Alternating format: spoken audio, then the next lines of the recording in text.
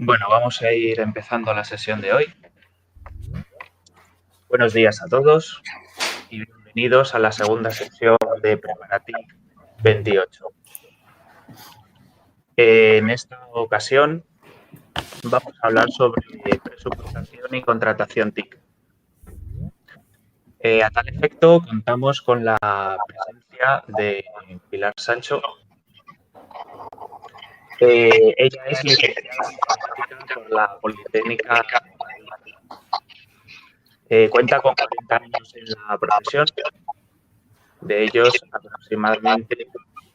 Espera, creo que se está cortando el sonido. Sí, se te oye un poco. No sé Sí, si podéis cerrar los micrófonos. Es algún micrófono, quizás. Estoy revisando.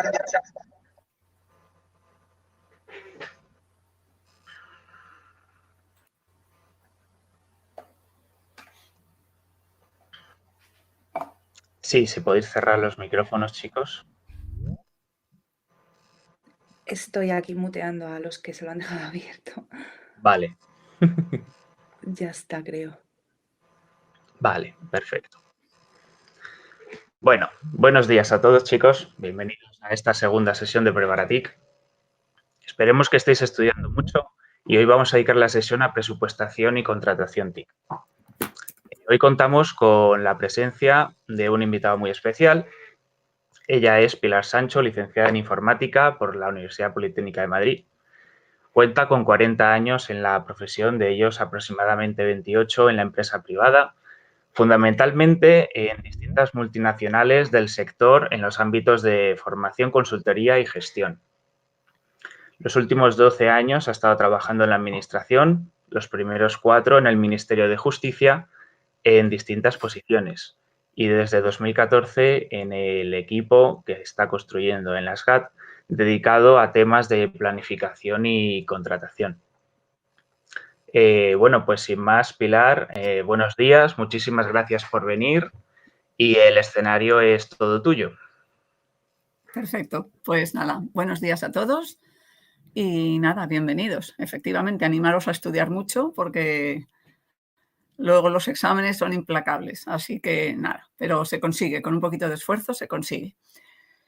El tema del que vamos a hablar, presupuestación y contratación, pues es un tema muy amplio, increíblemente amplio, hasta que realmente desde la propia administración te metes en él.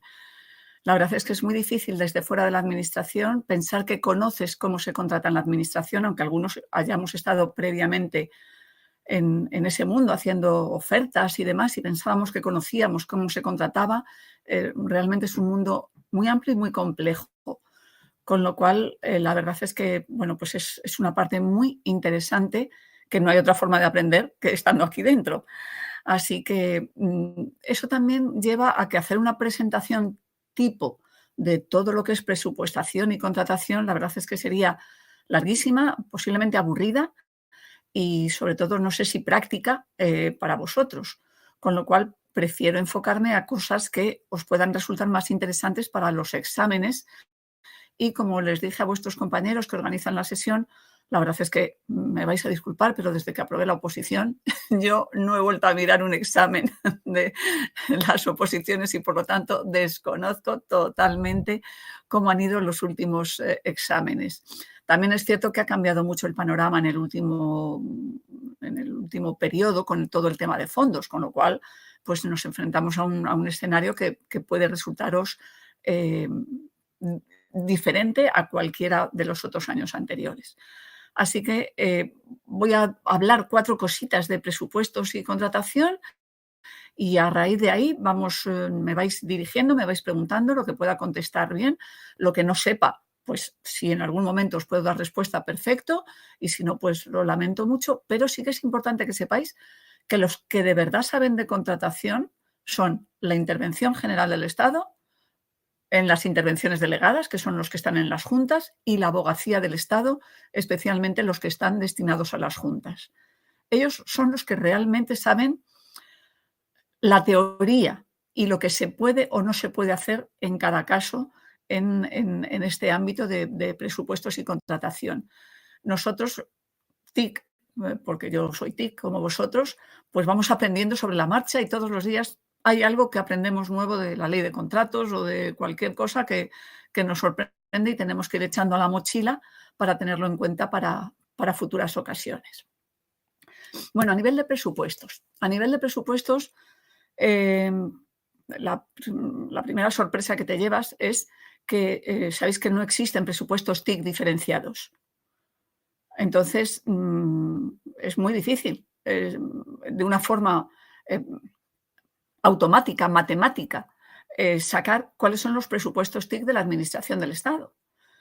Porque la mayor parte de las unidades TIC, los SGTICs, están dentro de las subsecretarías y comparten el presupuesto, comparten entre comillas el presupuesto a nivel de todo el servicio de la subsecretaría. Con lo cual, bueno, aunque sí que evidentemente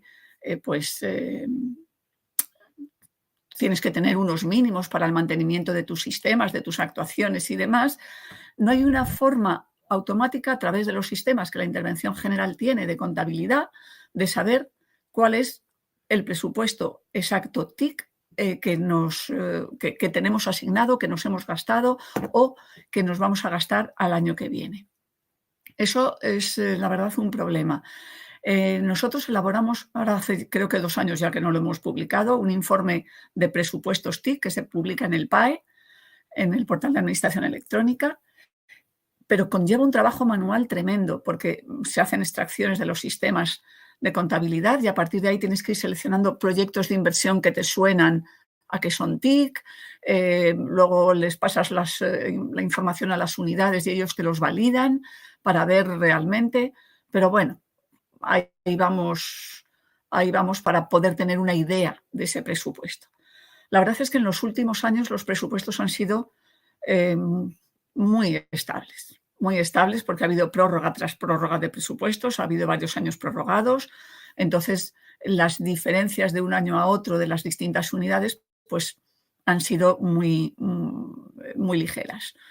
Hubo unos picos allá por el 2008 o algo así, pero después ya decrecieron y bueno, la verdad es que ahora mismo se mantienen bastante estables.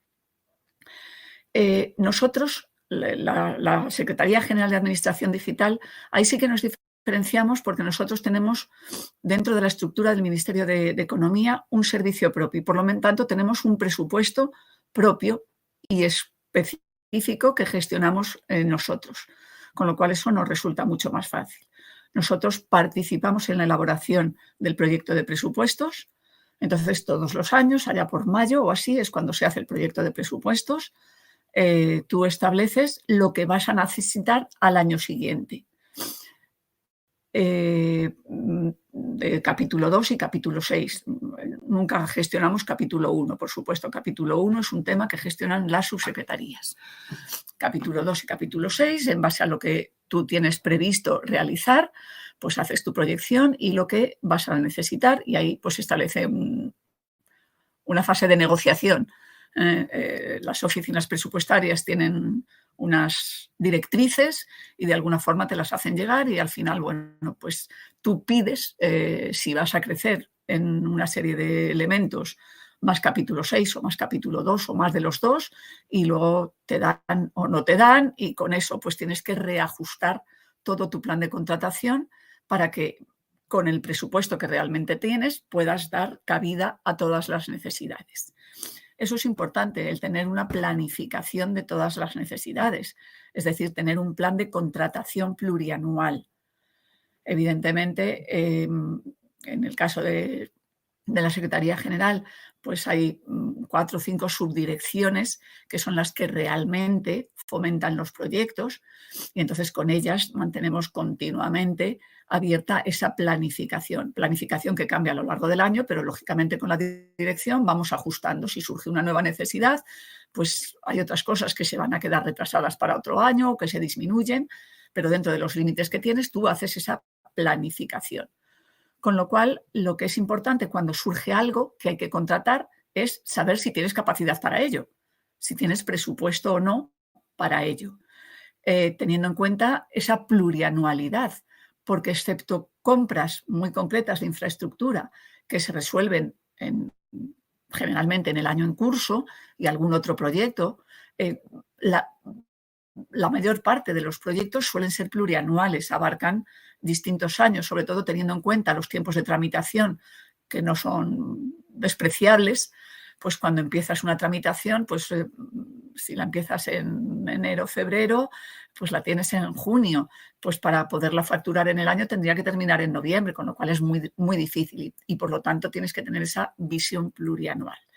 Así que lo primero es realmente chequear, comprobar que tienes disponibilidad presupuestaria. Si no la tienes, porque hay otras prioridades, otras necesidades a las que se le ha asignado, pues hay que ver con la dirección realmente qué es lo más prioritario y, por lo tanto, qué es lo que se va a hacer, ¿vale?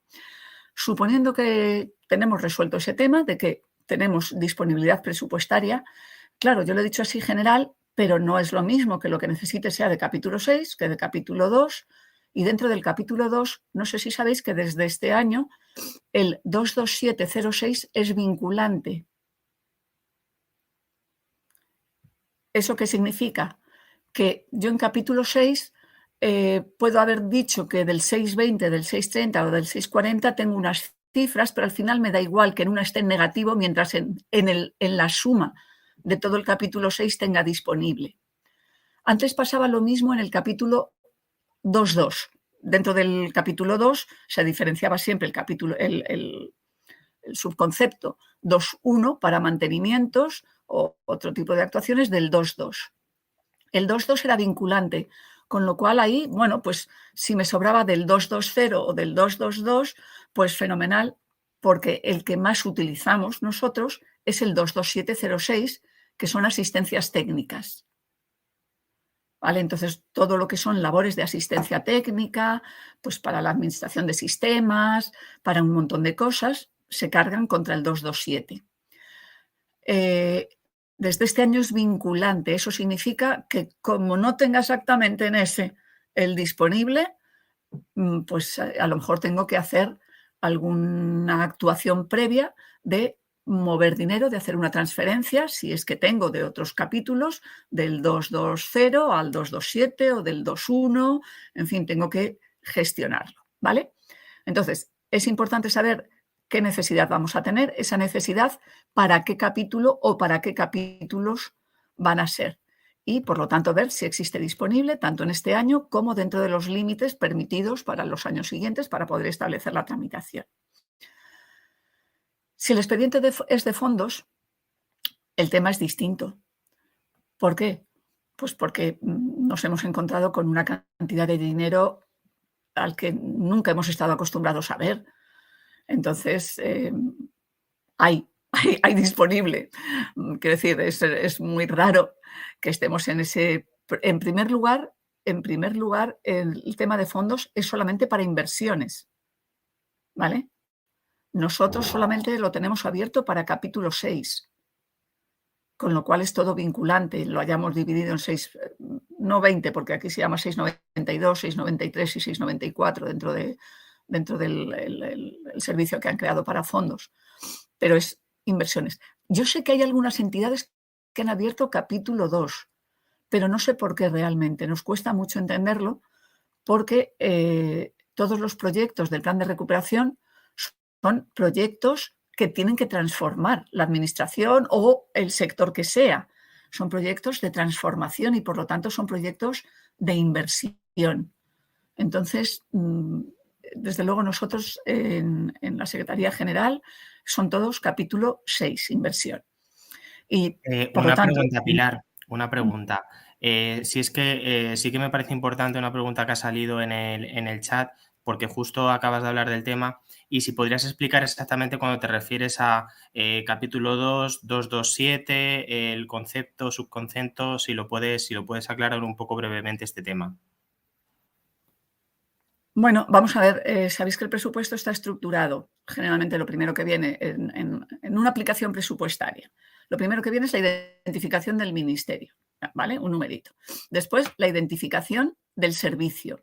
¿Qué es el servicio? Pues, por ejemplo, un servicio es la subsecretaría, Otro servicio, en nuestro caso somos nosotros, la Secretaría General de Administración Digital, o sea, digamos, ciertas unidades dentro del Ministerio.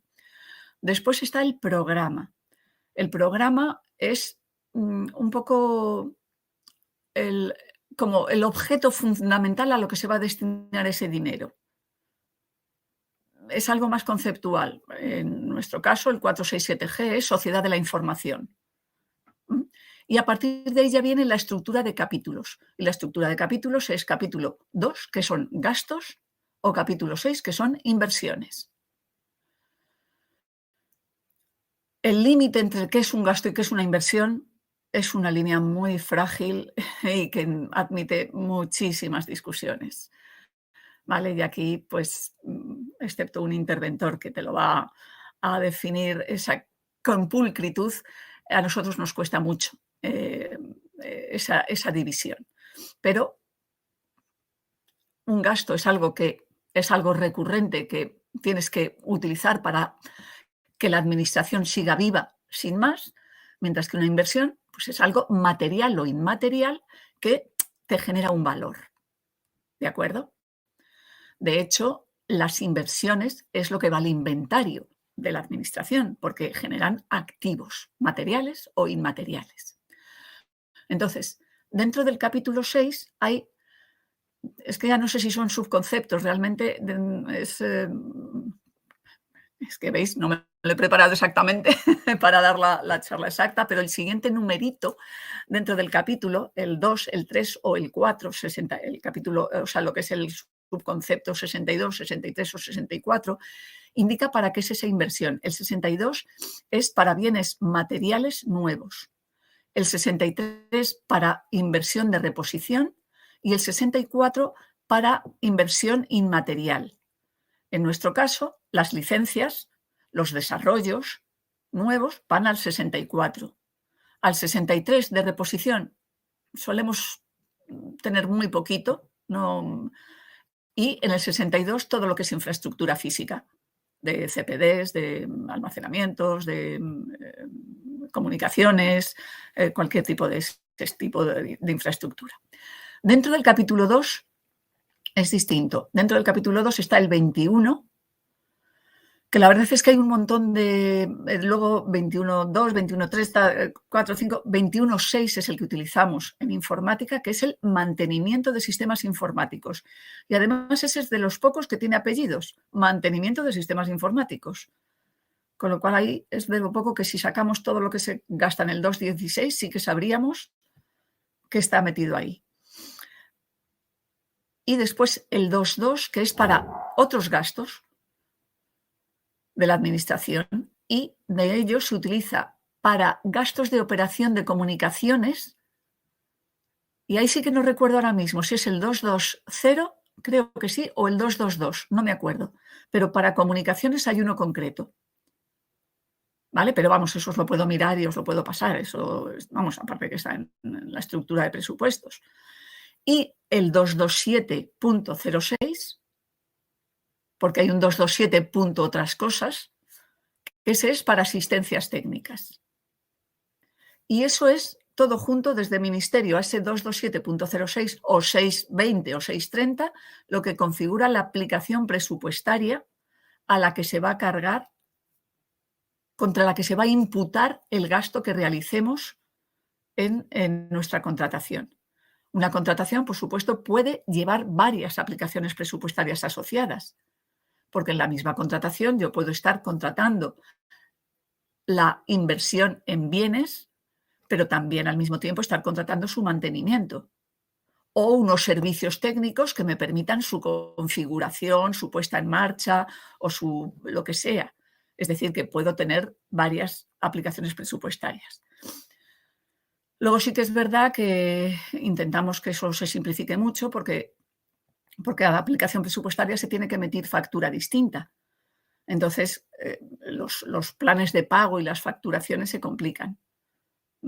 Dentro del mismo contrato va a haber tantas facturas por el periodo que establezcamos como aplicaciones presupuestarias tengamos.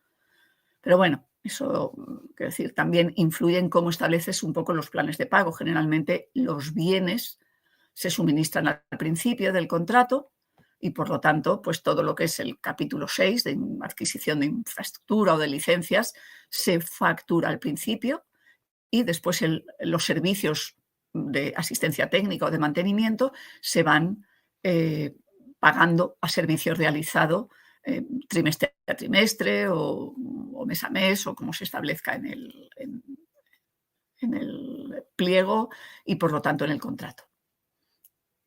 ¿De acuerdo? Os comentaba que en el plan de recuperación el tema de los límites no existe, ¿vale? Porque, vamos, no existe, por supuesto, pero nos ha venido una cantidad tan grande de dinero que digamos que no tenemos tanto ese problema, ¿no? Más el problema es ajustar que realmente lo tengamos todo planificado y que seamos capaces de irlo generando en tiempo. No es tan sencillo. Si tenéis alguna pregunta, paro y me vais preguntando, ¿eh? Sí, nos han lanzado una pregunta acerca de los capítulos que has explicado y preguntan si el 6.2 entonces es para infraestructuras y el 6.4 para licencias, por lo que serían una inversión las dos, tanto infraestructuras como licencias. Correcto. Hay un poco lo que has dicho, que la línea es muy fina pero sí, Bueno, las licencias son un activo. O sea, quiero decir, no hay ninguna duda de que las licencias son una inversión y la infraestructura también. Y uno se carga al 6.2 por definición de cómo es y el otro al 6.4. Pero, repito, como todo el 6 vincula, aunque yo en mi presupuesto tenga poco de uno o poco de otro, me da igual, con tal de que la suma del 6 me cubra las necesidades que tengo, ¿vale? Pero sí, las licencias van al 6.4 y los desarrollos. O sea, los desarrollos, nosotros hacemos muchos desarrollos con cargo al capítulo 6 porque consideramos que son activos, porque nos están generando aplicaciones nuevas. No es... hay cosas que son puro mantenimiento, pero hay cosas que no, que son de verdad desarrollos. Entonces, todo eso va al capítulo. Hola. Sí, mi pregunta iba más bien por los servicios en la nube, que según el informe de la Junta Consultiva de contratación, ahora van por acuerdo marco el 13 por el lote 3, ¿vale? Y lo que pasa, lo que no tengo claro es si van por el 2 o por el 6.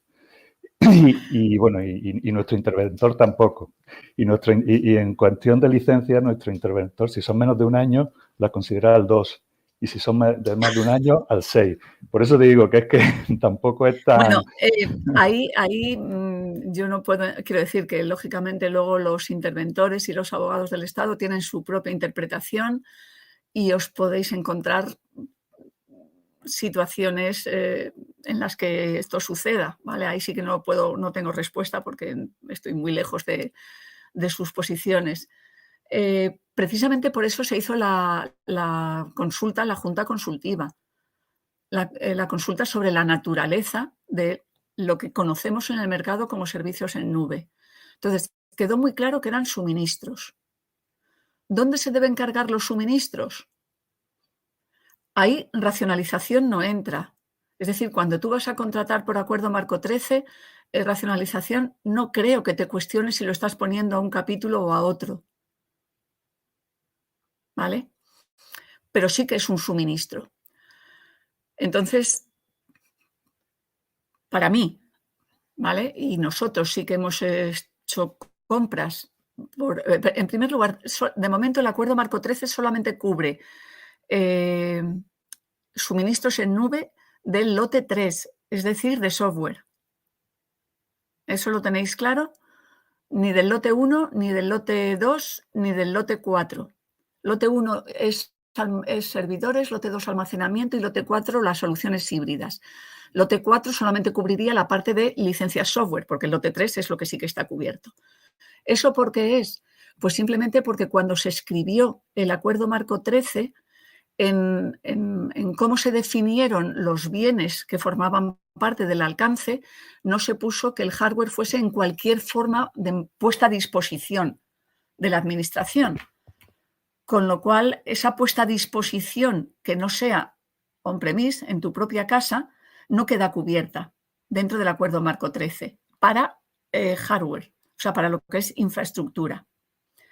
Pero no porque no se pueda hacer, es decir, en una nueva versión del Acuerdo Marco 13 se cuidarán muy mucho de poner que el suministro de infraestructuras en cualquier modalidad de puesta a disposición de la Administración está cubierta por el Acuerdo Marco 13, de manera que tengamos un instrumento eficiente, porque los acuerdos marco, para mí, son instrumentos bastante eficientes de contratación de esos servicios.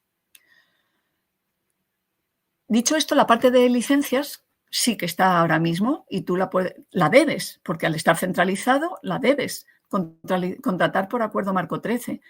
Y nosotros hemos contratado licencias de modo nube como suministro y las hemos pagado como suministro. Que la intervención de un sitio tiene una interpretación distinta, ahí de verdad ahí no puedo opinar. Quiero decir, eso es algo que a través de esta orden pues, se intentó que se homogeneizara lo más posible para evitar ese tipo de dudas. Pero aún así, pues ahí ya lo desconozco. Sí, si es menor de un año, por ejemplo, una suscripción de una licencia, entonces de un año sería gasto para esa intervención. Sí, para nuestra intervención, sí. Para la mía, ¿no? Vamos, ya, por eso que un poco... hemos hecho ya no en nube, simplemente suscripción de una licencia suscripción, o un Fixter o un FTL, pero con licencias on-premise, con licencias que tenemos en nuestra casa, ¿sabes? Que son licencias que caducan. Es decir, en general, y para el examen va al 6 la licencia de... No ya para mi caso concreto con mi intervención, sino para el examen yo creo que las ponemos al 6. O sea, vosotros tenéis que estas licencias se consideran que es una inversión, es un activo que va a formar parte de tal no sé qué y por lo tanto lo cargo al 6. Eso es. ¿Vale? Gracias. Nada, para nada. Bueno, pues nada, el tema de los fondos, el tema de la planificación de presupuestos, yo creo que ahí no va a haber ningún problema de disponibilidades y demás. Entramos en la parte más de contratación y aquí ya sí que es tremendo. A ver, contratación.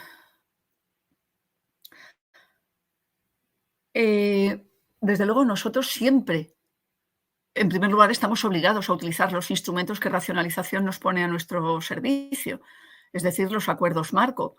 Pero es que además los acuerdos marco, y la verdad es que últimamente racionalización ha hecho un esfuerzo muy importante en agilizar la tramitación de esos acuerdos marco. Hubo unas temporadas ahí un poquito difíciles, pues son mucho más eficientes, más rápidos que una tramitación por procedimiento abierto simplificado o similares. Además, cuando una cosa está centralizada, estamos obligados a utilizar esos instrumentos en la Administración General del Estado, con lo cual son los que tenemos que utilizar. Los más utilizados, el 10, para infraestructuras de comunicaciones, que será difícil en vuestro caso, pero bueno, no lo sé. Si hay algún elemento de seguridad de tipo firewalls o cosas de ese estilo y tal. No, en fin, no creo que sea el caso. El AM13. El AM13 es muy utilizado porque es todo el tema de infraestructura. Sabéis que aparte de la infraestructura se puede contratar hasta un 20% de servicios de instalación avanzada o servicios complementarios avanzados, creo que se llama. Y esos servicios avanzados pues son para configurar, para conseguir que la infraestructura, hardware o software que hayas comprado esté perfectamente integrada en tu ecosistema, ¿vale? Para eso se destinan. Y es una cantidad pequeñita, que es el 20% aproximadamente. Nosotros esos servicios ahora mismo, en todos los proyectos de fondos, también van a capítulo 6, porque forman parte del proyecto de transformación. decir, son servicios que hacen personas, pero es un activo porque es que sin ello no podríamos transformar os pongo un ejemplo, el servicio 060. El servicio de 060 de atención al ciudadano ahora mismo es una infraestructura propia del proveedor de la solución, propia del contratista. Y vamos a pasar a un modelo en que la infraestructura va a ser propia de la administración. Entonces, hay que hacer una serie de trabajos para que esa infraestructura se configure correctamente. Pues es que forma parte del proyecto de transformación de ese modelo de pasar de que la infraestructura no es nuestra a que sea nuestra.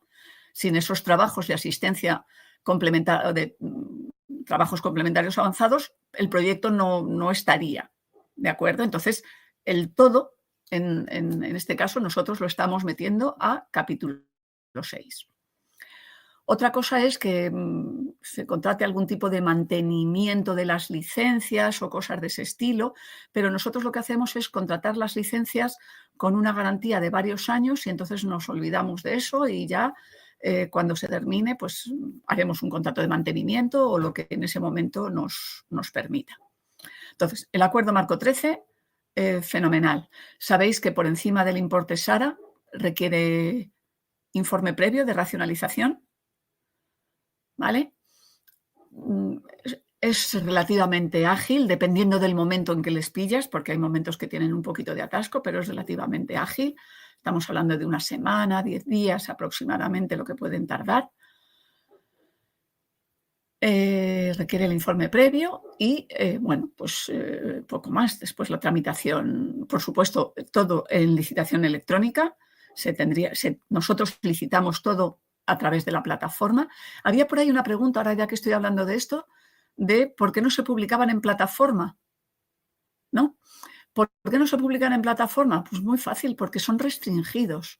Realmente tú no publicas en plataforma en formato abierto. No lo puede ver todo el mundo. ¿Por qué? Porque un acuerdo marco es un primer procedimiento abierto al que ya se presentaron unos cuantos licitadores. De todos esos licitadores, los que cumplían con los requisitos, se les consideraron adjudicatarios. Y hay un conjunto de 30, 40, 50 adjudicatarios de cada lote, que son los adjudicatarios del acuerdo marco. Con lo cual, cuando tú, la palabra no es licitar, pero vamos a usarla, licitas un acuerdo marco, realmente lo que haces es invitar a los adjudicatarios de ese lote. A nadie más. Y por lo tanto se trata a nivel de esa licitación como si fuera un procedimiento restringido. ¿De acuerdo? Por eso no se publica la licitación abiertamente en la plataforma, porque lo que haces no es una licitación, sino una invitación. Invitas y nosotros, por importe también, sabéis que se puede invitar a más o a menos, dependiendo del acuerdo marco. Nosotros siempre invitamos a todos, independientemente del importe, para que no haya ningún tipo de problema de concurrencia, de que siempre, absolutamente, la filosofía de la Secretaría General es invitar a todos los adjudicatarios del lote correspondiente.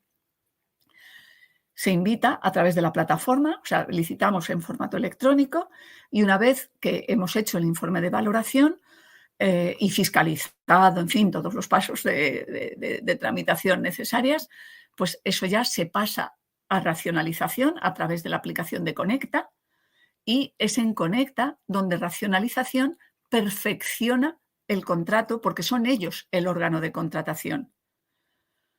Los contratos basados, digamos que no se formalizan hablando purista, sino que se perfeccionan con el contrato. Y ese contrato sí que se publica en plataforma, porque estamos obligados a cualquier tipo de procedimiento, aunque sea de emergencia, secreto, lo que sea, lo que es el contrato, sí que se tiene que publicar. Y se publica en el perfil de racionalización de la plataforma. En el perfil de racionalización podéis ver todas los contratos que han firmado, ¿vale? ahí están todos los contratos. O sea que se publica eso. Pilar, en relación a este tema también tenemos otra pregunta. ¿Cuál sería el órgano de contratación de estos contratos basados en el acuerdo marco? Racionalización. No existe ninguna duda. Todos estos contratos los firma la directora general de racionalización. ¿Vale? Pero, evidentemente, lo que no pueden es estar ellos haciendo toda la tramitación de todos los contratos basados. Con lo cual, delegan a los órganos proponentes la licitación, la fiscalización, la resolución de incidencias, todo ello. Pero si, por ejemplo, nos surge un problema en alguno de ellos, pues imaginaros, últimamente hemos tenido uno que posiblemente quede desierto. Nosotros consultamos con ellos. Estamos en esta situación. Se nos va a quedar desierto. ¿Por qué? Porque ellos son el órgano de contratación. Al final es su firma la que aparece, por supuesto, avalada por todos nuestros documentos que están firmados por los responsables correspondientes de la SGAT. Pero el órgano de contratación es racionalización y por eso aparece en su perfil del contratante la publicación. Ninguna duda. Evidentemente con tu presupuesto, ¿vale? O sea, que eso está clarísimo, ¿vale? Además, eso está en la ley de contratos, en fin, hay un apartado especial para lo que son las centrales de compras y todo ese tema. Entonces, si se puede, desde luego por acuerdo marco, fabuloso contratar porque estamos hablando, acuerdo marco 26. Acuerdo marco 26, digamos que no es tan automático como el 13, en el sentido que en el acuerdo marco 13 o el acuerdo marco 02 para portátiles, pues es más un modelo más estándar, más fijo lo que se puede comprar. Claro, en el acuerdo marco 26 estamos hablando de desarrollos o de cualquier cosa que esté alrededor del ciclo de vida del desarrollo. Quiero decir que podría ser también la primera parte de definición de requisitos o temas relacionados con la calidad del software o cosas de ese estilo, ¿vale? Todo lo que es el ciclo de vida de desarrollo. Ahí es más difícil tener un modelo tipo porque tú tienes que definir lo que quieres conseguir, los objetivos y demás. Y aunque sí que hay establecidos unos criterios de valoración y tú decides cuáles usar, es decir, sí que hay un cierto modelo, pero vamos, no es tan estricto como en el otro, con lo cual, pues bueno, a lo mejor la revisión, el informe previo, pues puede ser un poquito más latoso y dar alguna vuelta más si no se ha precisado bien el objeto a contratar. Pero bueno, a nivel de tramitación, pues también es relativamente rápida. Estamos hablando no menos de 4 meses, por supuesto, pero comparado con cualquier otro tipo de procedimiento, pues la verdad es que sí, es correcto. Sabéis que está limitado en importe, 860.000 sin IVA, es el de precio de base de licitación, es el máximo para el acuerdo marco 26.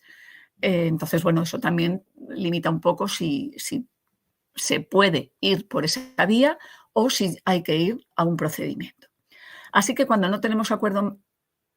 ¿Me ibas a preguntar algo? Sí, te iba a preguntar, nos han llegado un par de preguntas ahora, si podrías explicar qué es un acuerdo marco, porque bueno, entienden que es un momento para explicar, porque puede haber gente que no sepa lo que es un acuerdo marco, si lo puedes resumir brevemente. Sí. Y luego, sobre el acuerdo marco 26, que expiraba en febrero del 22. La evolución. Si hay una prolongación o va a haber un nuevo sistema. Vale. ¿Qué es un acuerdo marco? Un acuerdo marco no solamente lo puede hacer racionalización, lo puede hacer cualquier organismo de la administración, ¿vale? Un acuerdo marco es un procedimiento abierto, inicial, en el que tú licitas una serie de elementos, estableces qué solvencia quieres que tengan las empresas que se presentan a él y dices, bueno, pues yo voy a licitar un lote para desarrollo de mapas de color azul. Estos mapas, además, tendrán, como mucho, que no superen este importe, que además tengan ya, se especifica que el papel tenga que ser de tal gramaje y de tal no sé qué. Y pongo algunas características. Y además ya establezco las cláusulas administrativas, qué penalidades se van a tener, cómo se rescinde el contrato, todo esto, tanto para el principal como para los que después me ofrezcan mapas. Hago otro lote para mapas de color violeta, hago otro lote para tal. Con ese abierto, los adjudicatarios no han visto un duro, porque solamente he establecido un marco en el que digo que seguramente la administración les vaya a comprar mapas verdes, mapas violetas y mapas de no sé qué color. Y que estimo además un volumen y además las condiciones. Y a partir de ahí, los organismos que estén adheridos a ese acuerdo marco, en este caso al ser de racionalización toda la Administración General del Estado, empiezas a contratar contra esos lotes. Contra esos lotes, o puede ser que solamente haya un lote. Es decir, pues mira, yo necesito un mapa verde. Pues entonces, en vez de hacerme yo un pliego, ver quién tal, no. Ese mapa verde va a los adjudicatarios del lote de mapas verdes. Y a estos les digo, oye, pues ya que dijisteis que podíais hacer mapas verdes, yo ahora necesito uno.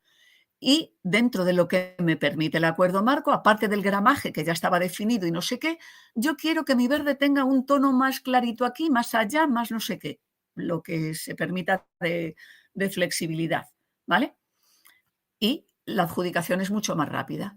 Que resulta que mi mapa verde es un gramaje distinto, necesito unas cosas que tal, pues entonces pido una excepción a racionalización y le digo, oye, perdona, pero con tu instrumento de compra de mapas verdes no puedo satisfacer mi necesidad, porque tú sacaste para unas condiciones un gramaje y yo ahora tengo una necesidad, así que no puedo comprar por acuerdo marco. Dame la excepción. Y esa excepción me la va a pedir el interventor, seguramente, vamos, fijo, ¿vale? Con lo cual dices, vale, no puedo comprarlo porque es que lo que yo necesito no está dentro del acuerdo marco y entonces tengo que hacer otro tipo de procedimiento. Pero es eso, es un contexto en el que dice, vale, pues a través de esto vas a poder comprar esto, esto y esto cuando lo necesites y con ciertas condiciones. Eso es básicamente un acuerdo marco. ¿Vale? Vale, creo que ha quedado bastante claro, Pilar. Muchas gracias. Y también nos ha llegado... Sí, nos ha llegado la pregunta del acuerdo marco 26, ¿cuál es la fecha de que se va a Se ha prorrogado hasta el 1 de mayo. ¿Vale? Eso está, eso siempre veréis si entráis en la página de racionalización, en Conecta, en la página de Conecta, no hace falta tener usuario. Hay una caja de novedades y en la caja de novedades siempre van publicando. Yo os recomiendo que le echéis un vistazo de vez en cuando, porque ahí siempre van publicando pues, este tipo de cosas, las prórrogas que hacen de los acuerdos marco, en fin, todo tipo de cosas. El acuerdo marco 26 está prorrogado hasta el 1 de mayo. Eso significa que si yo estoy ahora mismo tramitando un acuerdo marco 26 y con fecha límite 1 de mayo, yo lo subo a Conecta y la directora firma el contrato el 1 de mayo, aunque el 2 de mayo ya no esté vigente, mi contrato basado no tiene problema, ¿vale? Porque así está establecido en el marco del acuerdo marco 26, ¿vale? Bien, ¿qué pasa el 2 de mayo? El 2 de mayo ya no tenemos acuerdo marco 26. Es decir, si mi contrato no se firma el 1 de mayo, el 2 de mayo, desde luego ya me olvido de esa tramitación. ¿Por qué? Porque le sustituye un nuevo sistema, el sistema dinámico. ¿Qué diferencia hay entre el sistema dinámico y el acuerdo marco? A nuestros efectos, muy poca. Muy poca, excepto que yo os estaba diciendo que en el acuerdo marco, cuando se licita, ya hay un conjunto de proveedores, de licitadores, que al final son adjudicatarios y que son a esos a los que voy a invitar siempre y son siempre esos. El sistema dinámico permite que los licitadores entren y salgan a lo largo de toda la vida del sistema dinámico. Es decir, que ahora se ha hecho una primera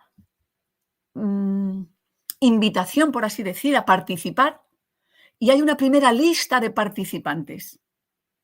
De hecho, ya hay una primera lista de participantes, pero que todavía esto está en tramitación, evidentemente, ¿vale? Hay una primera lista de participantes, pero esa lista de participantes se podrá ir incrementando. Es decir, si una empresa ahora mismo no tiene las condiciones de solvencia que se le está exigiendo para formar parte del sistema dinámico, pues porque se acaba de crear y no tiene el volumen de negocio que se le pide, aunque es un volumen muy pequeño, pero dentro de un año ya lo tiene. Dentro de un año puede optar a entrar al sistema dinámico, cosa que en el acuerdo marco durante toda la vigencia, si una empresa no estaba al principio, no estaba al final. ¿Vale? Esto va a permitir que las empresas que en el mundo del software, pues evidentemente hay mucho movimiento, pues exista más flexibilidad. De manera que si una se queda fuera ahora o por lo que sea no le ha interesado participar ahora porque, en fin, temas comerciales, temas de carga de recursos, temas de cualquier índole, pueda hacerlo a lo largo de la vigencia del sistema dinámico. Eso para nosotros no modifica nada, porque lo que tenemos que hacer es que cuando nosotros vamos a hacer una invitación para ya una cosa concreta que necesitemos de desarrollo, en ese momento iremos al sistema dinámico, sacaremos la relación de todos los que en ese momento son partícipes del sistema dinámico e invitaremos a todos. Lo que pasa es que unas veces invitaremos a 20 y otras veces invitaremos a 25. ¿Por qué? Porque ha cambiado. No porque nosotros queramos a más o a menos, sino porque son los que forman parte en ese momento del sistema dinámico. ¿Vale? Esa es la diferencia más importante. Eso evita, por ejemplo, muchos recursos a la hora de tramitar el sistema. ¿Por qué? Porque cuando era un acuerdo marco, todas las empresas que se quedaban fuera, porque no cumplían algo, porque tal, pues ponían recursos, ¿vale? Y los recursos es una tramitación horrorosa que hacía que hasta que se adjudicara el acuerdo marco, la cosa se fuera muchísimo. Sin embargo, ahora pues se espera que para el 2 de mayo esté vigente el nuevo sistema dinámico, precisamente porque esto es una de las cosas que evita el que las empresas pongan recursos. Si ahora se ha quedado fuera porque no cumple una cierta condición, pues con tal de que la cumpla dentro de 3 meses, pues pide el ingreso. Habrá un procedimiento, evidentemente, de adscripción y demás que establezca racionalización y ya está. Así que a efectos prácticos para nosotros va a seguir funcionando muy parecido. No se van a llamar contratos basados, se llaman contratos específicos. Bueno, pues nada, no se va a llamar documento de licitación, se va a llamar, no me acuerdo qué, pero bueno, en fin, son temas menores a la hora de plantearlo. Sí que hay una diferencia, pero esto, por favor, hasta que no salgan las instrucciones, prefiero nada. Cuando salgan las instrucciones, estar al tanto y ya las veréis, ¿vale? Perfecto, muchas gracias. No vaya a ser que diga algo que luego no sea. Sí, muchas gracias por aclarar este tema porque, bueno, va a ser bastante importante para la preparación del supuesto práctico, pues juega un papel bastante importante este nuevo sistema. ¿Cuándo lo tenéis?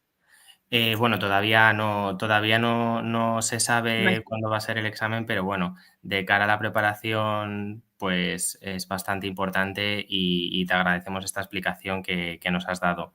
¿Tenéis el PCAP que se ha publicado del sistema dinámico de licitación? Pues... ¿O el pliego? Pues yo os recomiendo que os lo bajéis y si no lo encontráis me lo decís, ¿vale?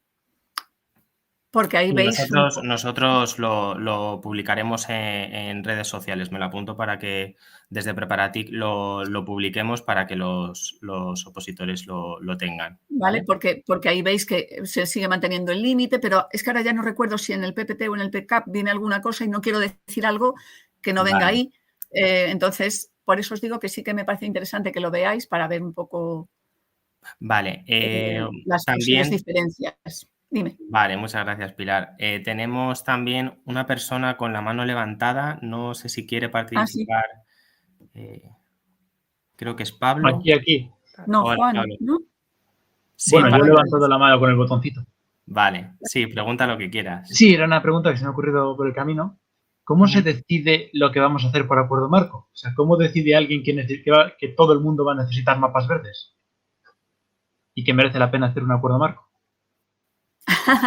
¿Cómo se genera la necesidad de definir el acuerdo marco?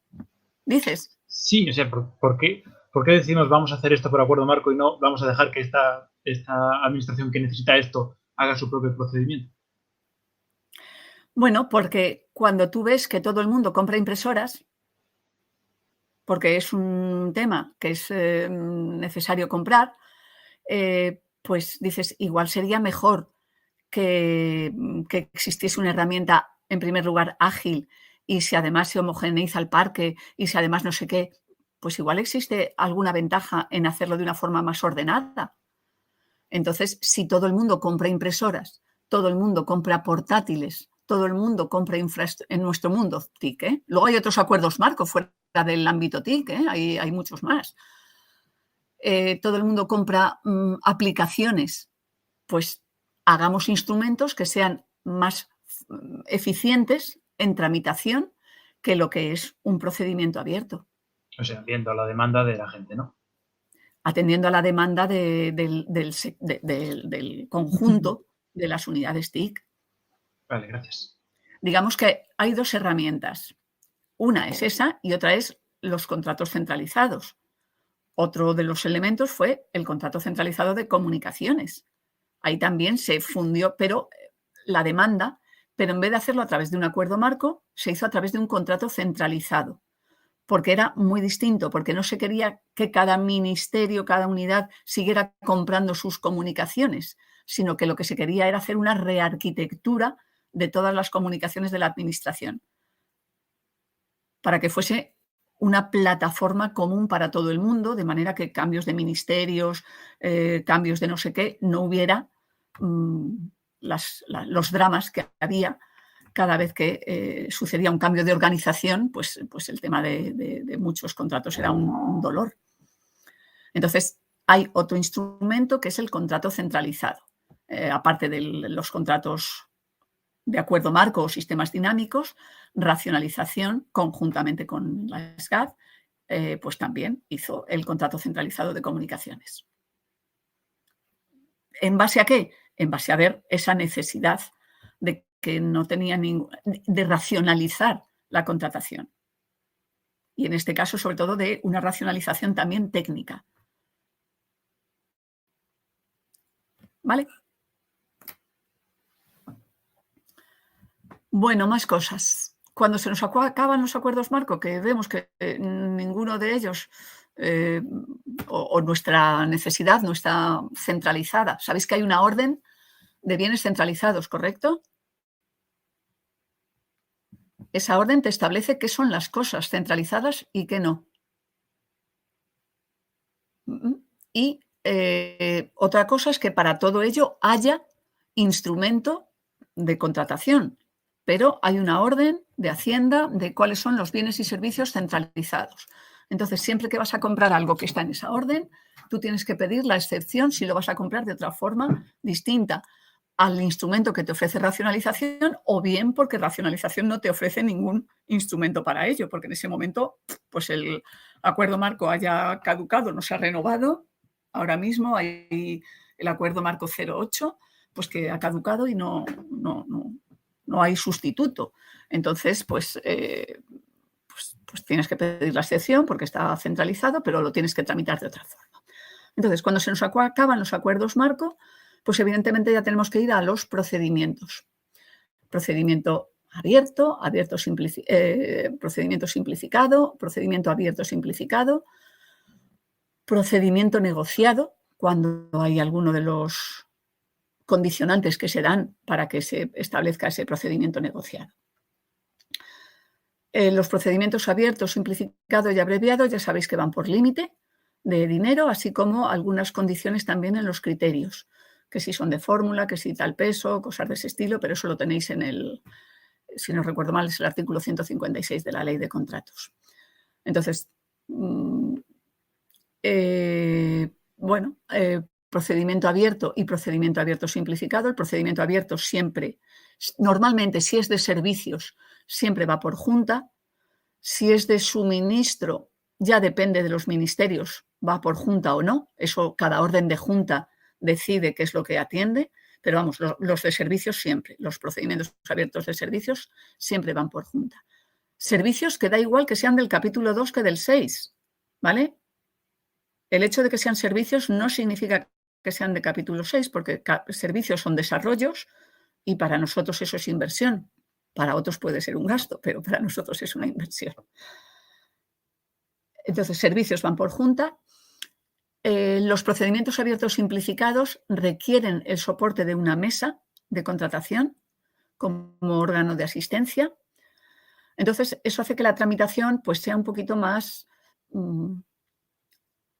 lenta, porque normalmente las sesiones de junta, las sesiones de mesa se realizan una vez a la semana, porque en esas sesiones tiene que haber un representante de la intervención y un representante de abogacía, aparte de los vocales correspondientes. Entonces, sin embargo, los simplificados abreviados no requieren mesa si tú, no, a no ser que la pidas expresamente, y bueno, pues permiten una apertura y hacer la valoración en el mismo día si tienes tiempo y, en fin, puedes ir haciendo todos los actos de tramitación de una forma mucho más ágil, siempre que tengas un poquito de tiempo. Pero no estás tan circunscrito a esos plazos. Pero evidentemente los límites de dinero y demás os indicarán si podéis utilizar ese procedimiento o no, según lo que tengáis que hacer. Si no recuerdo mal, el límite del procedimiento simplificado es 60.000 euros sin IVA. Pero bueno, repito, eso lo tenéis en el artículo 156, me parece. 156 o 159, nunca me acuerdo. ¿Vale? No sé si es el 159.6 o el 100. Algo así, donde está el procedimiento abierto simplificado.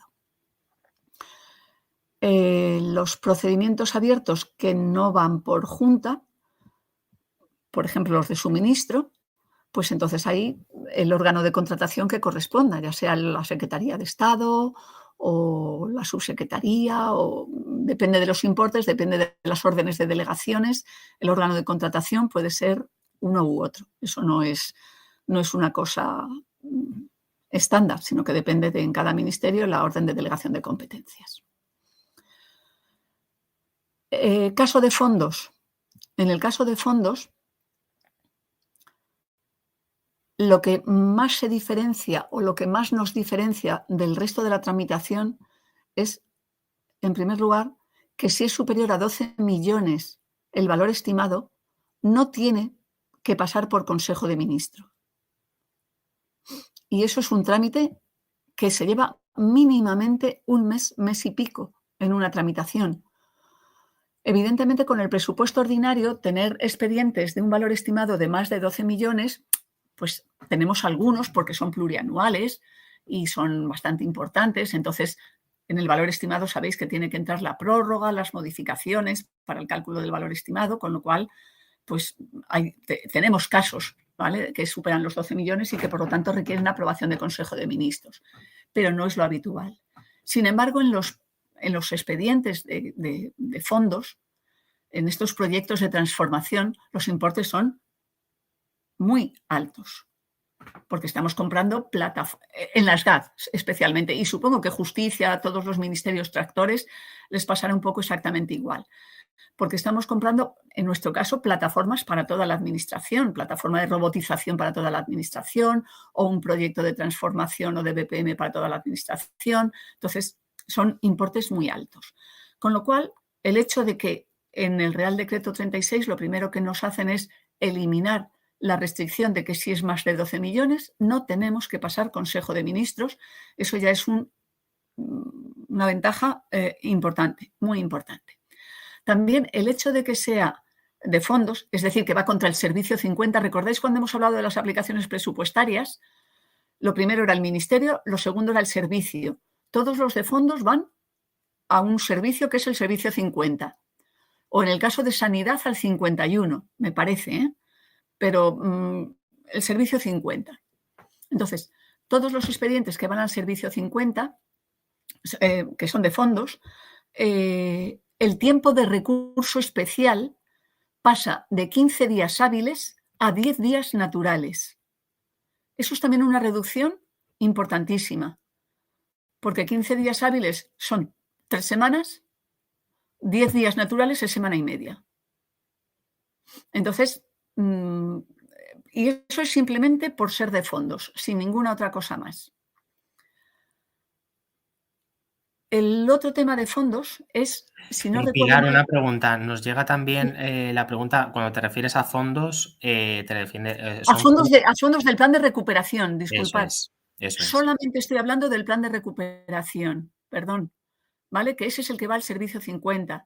Si estamos hablando de fondos FEDER o cosas de ese estilo, es lo mismo que hemos hablado hasta ahora, porque eso es una tramitación normal, ¿vale? Va contra, o sea, fondos FEDER o Fondo Social Europeo, eso es totalmente como si fuese un presupuesto ordinario, porque de hecho va contra tu presupuesto ordinario y una vez que se certifica, se ve si la comisión te lo devuelve o no, pero no, siempre que estoy hablando de fondos estoy hablando del mecanismo de recuperación y resiliencia, ¿vale?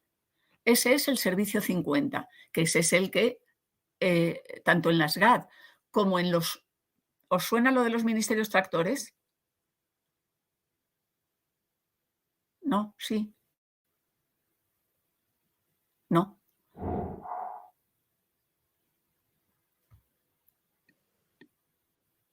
Para la digitalización se ha hecho, básicamente está el... No. Es que, vamos a ver. Echarle un vistazo al plan de recuperación, sobre todo componente 11, ¿vale? Que el componente 11 es el de digitalización de la administración. En el componente 11, las 3 primeras inversiones, la I1, la I2 y la I3, son para la digitalización de la administración. Luego hay otras. La I1 es la que tiene la SGAD, que es para en general para la administración digital, en ciberseguridad, apps móviles, una serie de cosas. Pero es algo que centralizamos nosotros para toda la administración. La I2, la inversión 2 del componente 11, son para lo que se ha denominado ministerios tractores. Es decir, ministerios que tienen unas necesidades específicas en el ámbito de la digitalización que no son comunes y que son las que nosotros abordamos. Entonces, en esos ministerios tractores está justicia, está trabajo, está defensa, está sanidad y alguno me dejo, pero bueno, echarle un vistazo. Y ellos tienen presupuesto de estos fondos de recuperación para proyectos no horizontales como los que hace la SGAD, sino proyectos más verticales dentro de su sector. Pues dentro de trabajo, en el SEPE, pues para todo el tema de los ERES, ERTES, no sé qué, sanidad, pues para todo el tema del COVID. No sé exactamente los proyectos que están definiendo, yo no estoy al tanto de ello, pero son lo que se han denominado ministerios tractores, ¿vale? Porque aparte de esa capa común que la SGAD está poniendo para toda la administración, ellos tienen que desarrollar partes verticales de infraestructura o de servicios o de lo que sea, específicos de cada ministerio. Esa es la inversión 2. Y luego la inversión 3 es otro dinero que se ha destinado a comunidades autónomas y entidades locales para también la digitalización de la administración. Y que se están haciendo una serie de convocatorias para que presenten proyectos en las mismas líneas en las que está actuando la Secretaría General de Administración Digital. Es decir, medidas comunes de digitalización para todas las comunidades y para todas las entidades locales en experiencia al ciudadano, mejorar la experiencia del ciudadano, apps móviles, ciberseguridad, bueno, pues las 4 líneas básicas que se están haciendo, ¿vale? Entonces, no me acuerdo por qué ha salido lo de proyectos tractores. Sí, al final esto ha venido por la pregunta que nos ha llegado de los fondos europeos, que, o sea, cuando te referías al servicio 50, que son para proyectos del plan para la ejecución son del plan de recuperación. Eso y pueden estar dentro del componente 11, pueden estar en otros componentes, ¿vale? Porque hay otros componentes, pues yo qué sé, para un tema de urbanismo, que al final también tiene algo TIC. ¿Por qué? Pues porque ahora mismo cualquier cosa necesita un soporte TIC, ¿vale? Entonces hay otros proyectos, pero digamos que los que están focalizados en la digitalización de la administración son el componente 11, inversiones I1, I2 e I3, ¿vale? Pero no sé por qué. La verdad es que se me ha ido un poco el hilo de lo que estaba comentando. Estábamos hablando de las ventajas del Real Decreto 36, que era lo de los 12 millones del acuerdo de Consejo de Ministros, que no se necesita, lo del tiempo de recurso, que se reduce muchísimo, y después cambian algunos umbrales. Me parece que el abierto simplificado, abreviado, cambia de 60.000 a 100.000. Bueno, eso es interesante. Lo que pasa es que la verdad es que con el volumen de dinero que se está manejando, pues se están haciendo proyectos bastante más grandes. No se está tirando tanto de esto. Entonces, prácticamente todos son procedimientos abiertos o bien acuerdos marco 13 importantes de infraestructura. Sí, una pregunta, Pilar. Justo sobre esto que estás hablando, José Miguel Ballesteros nos pregunta también por el Real Decreto 36/2020 y, bueno, entiendo que pone diferencias con fondos FEDER, entiendo que la diferencia serían estos fondos europeos que estamos recibiendo y la diferencia con los fondos FEDER. Es que no tiene nada que ver, ¿vale? Los fondos FEDER es una cosa que tú no tienes prevista en tu presupuesto, ¿vale? Sino que tú con tu presupuesto ordinario, tú haces tus proyectos y entras en un programa de certificación con la Comisión Europea.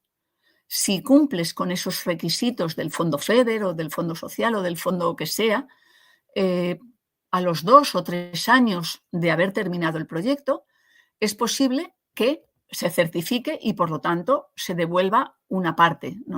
Dependiendo del fondo, pues será un 80%, un 70%, un 20%, un lo que sea, de esa inversión realizada.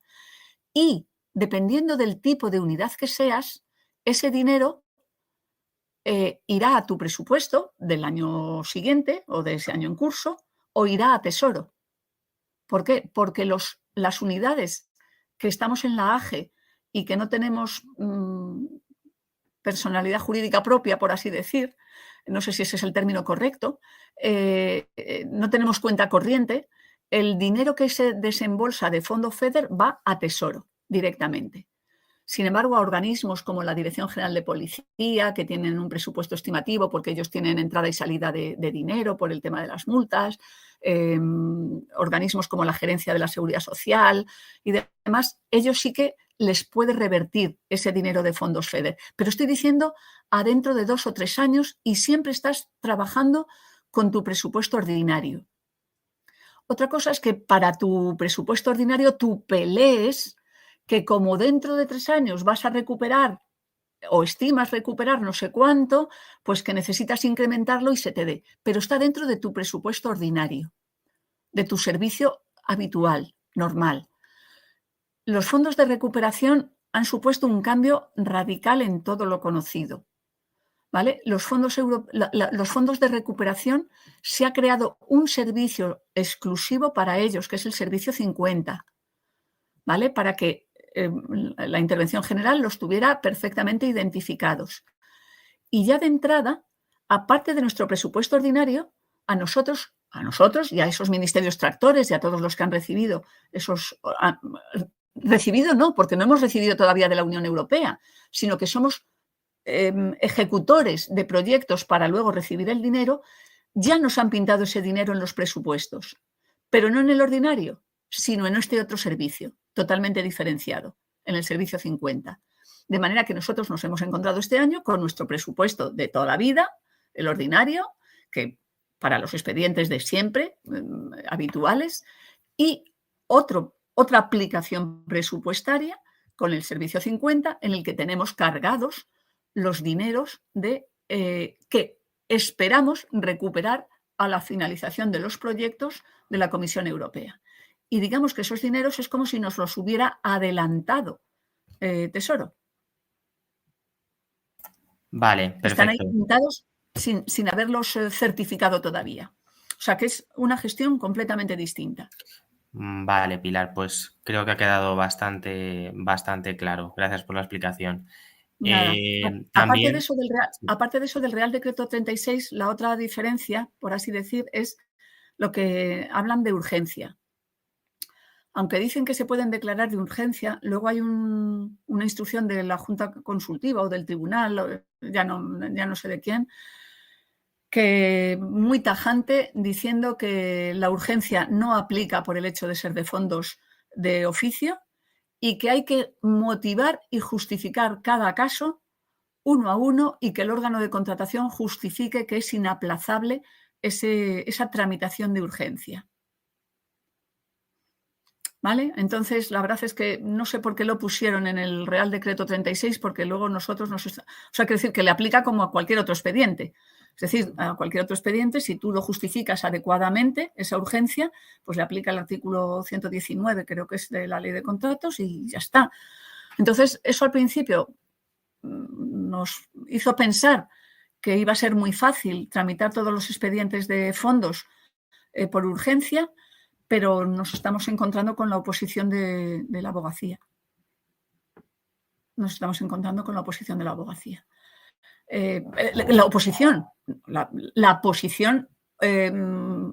correcta de la abogacía, que dice que según la normativa europea y según tal, una declaración de urgencia básicamente lo que hace es reducir el plazo de presentación de ofertas de 35 días naturales a 15 días naturales en los abiertos. Entonces, lo que dice que eso limita la concurrencia, porque no todas las empresas pueden estar preparadas para hacer una oferta buena en ese tiempo y que tienes que justificar realmente que esa necesidad para la administración es absolutamente inaplazable. Y es muy difícil en estos proyectos que son nuevos, que estamos transformando cosas, decir que lo que llevamos viviendo durante 40 años, pues si no se hace en 3 meses, nos morimos, ¿no? Entonces, nos está resultando difícil esa justificación y ahora mismo está ahí un poco que nos la están cuestionando. ¿Vale? Sí que es verdad que bueno, pues leyendo el Real Decreto sí que habría esa veda de que se pudieran tramitar de urgencia, pero eso es atendiendo a lo establecido en la Ley de Contratos del Sector Público, y ahí entraba lo del interés general, que bueno, pues, pero en la práctica, pues como nos estás comentando, no, esa urgencia hay que justificarla para cada proyecto. Al menos ya os digo que nuestra abogacía desde luego es muy estricta y desde luego se ha acogido a la instrucción del tribunal competente y la verdad es que, bueno, realmente tienen razón, ¿vale? O sea, quiero decir, puristamente sí. Lo que pasa es que por otra parte nos urgen a ejecutar los fondos. Entonces nosotros nos encontramos ahí entre dos espadas, ¿no? El de ejecuta fondos y el de hazlo bien. Con lo cual, pues bueno, estamos ahí un poquito en medio. Y más cosas del el Real Decreto 36 es que modificó la Ley General Presupuestaria para incluir como excepción en el caso de los encargos a medios propios. Sabéis que existe, o si no lo sabéis, existe una limitación de que puedan subcontratar más del 50%. Pues con el Real Decreto 36 se modificó esa disposición y se excepcionó a los encargos que van destinados al ámbito de la administración digital. ¿Vale? Por lo tanto, un encargo que nosotros hagamos a un medio propio podría subcontratar más del 50%.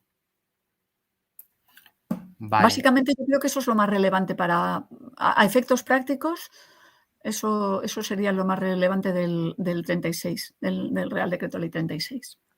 Vale, pues muchas gracias porque ha quedado bastante claro y son cosas que, bueno, se pueden utilizar en el supuesto práctico y se podría aplicar. Vale. Justo también quiero animar a los opositores, si queréis hacer preguntas en directo, las podéis hacer vosotros mismos. Yo leo aquí algunas que salen en el chat. Si se ha dado, o sea, justo los que has comentado de tramitación de urgencia por el Real Decreto. Pues mira, ha dicho que sí que quiere hacer ella la pregunta, así que perfecto. Fenomenal. Jesús, si puedes participar tú.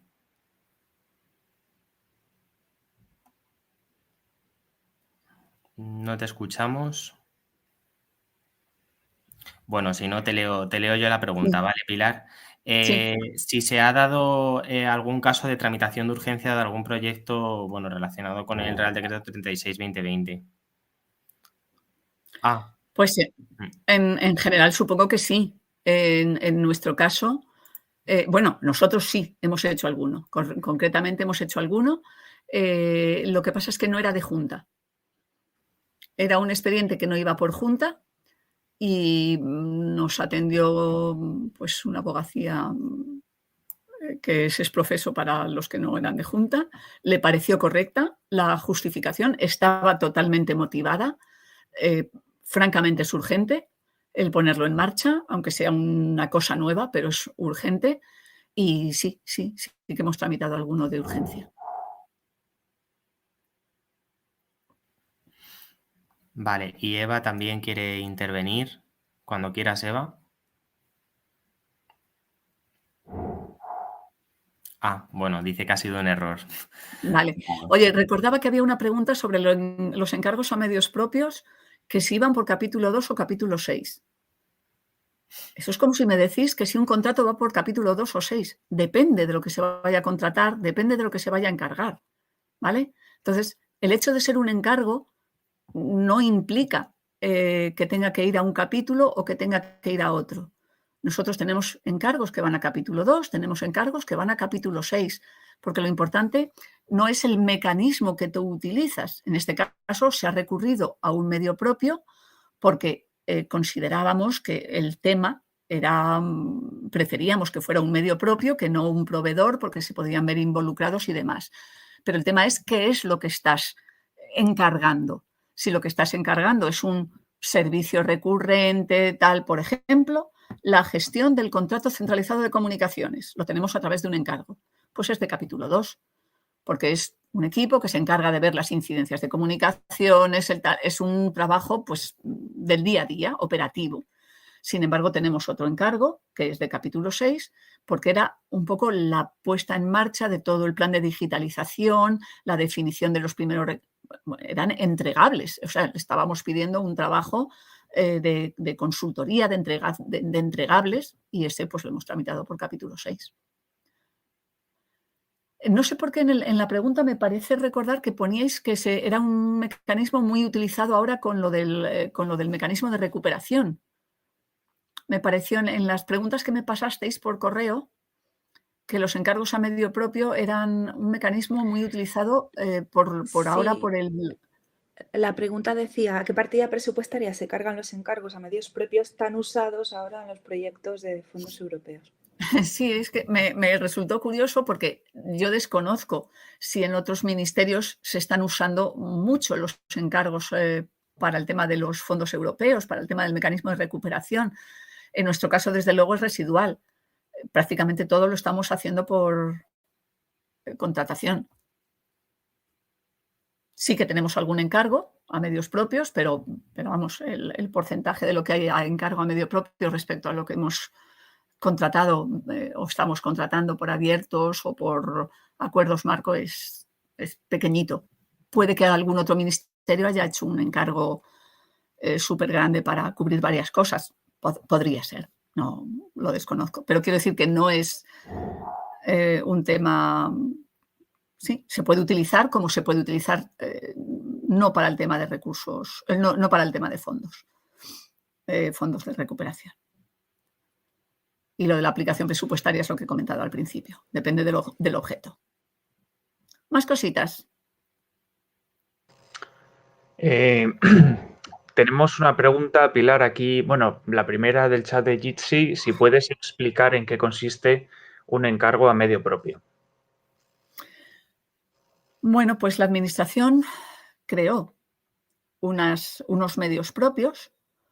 La verdad es que no, ahí me pilláis, no sé exactamente cuándo, ni cómo, ni cuál fue el origen, pero se necesitaba, pues, no había funcionarios suficientes para atender una serie de cosas y se crearon, pues, como unas empresas públicas. No son empresas públicas, son medios propios. No sé qué clasificación jurídica tienen.